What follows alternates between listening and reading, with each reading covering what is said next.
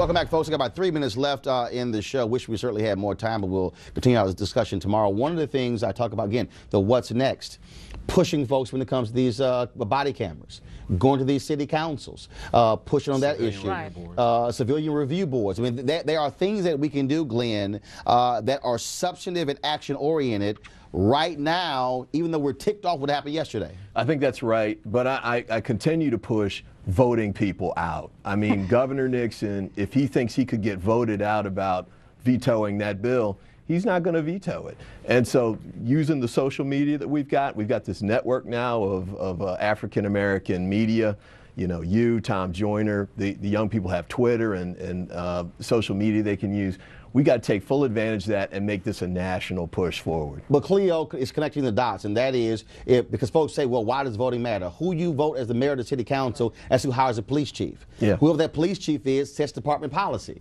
Right. And so in the case of Jonathan Ferrell, the brother who was killed by the cop in Charlotte, it was a black police chief who said this was an unjustified shooting, arrest him for the murder of Jonathan of Ferrell. That cop was no bill by the first grand jury, but was indicted by the second grand jury. You don't have a black police chief, you get a guy like Ferguson, the chief in Ferguson, who basically is trying to help cover this whole thing up. Right. And he could bring administrative sanctions. A police chief can punish a police officer even if the criminal justice system during the last election, during the last election that they had in St. Louis, most of the black electorate did not show up to vote. In fact, Bob McCulloch ran unopposed. Exactly. He won the Democratic nomination, ran unopposed. Jeff didn't serenade all the remember, we still are personality-driven folks, whether we should be or not. Right. And the reality is, the more people we get to run that look like us, the more people will turn out. We do an awful job of preparing people to run for office, and we get great people like the state senator. But why can't we have 10 more? And why can't we do in cities all over the country what the Tea Party is doing in North Carolina with school boards?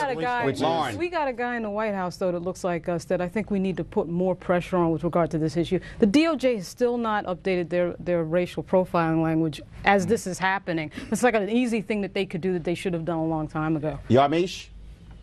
I think with all this talk about politics, I think the people, at least a couple of the protesters I've talked to, they're not interested in politics. They don't think that it works for them, and they don't think that they should be part of this system. So I think while we talk about candidate incubators, we talk about putting people in office, I think we have a generation that doesn't believe in that way, and we have to figure out what that means for this country and whether or not there's other means other than politics, because the protesters I've talked to are not buying into the fact that if I become president, I can prevent another Michael Brown. Senator Nadal, I got 20 seconds left for you in this comment, but the reality is this here, we've got to explain to those very same young folks that Yamiche was talking about that all of the public policy they're talking about is actually impacted by politicians.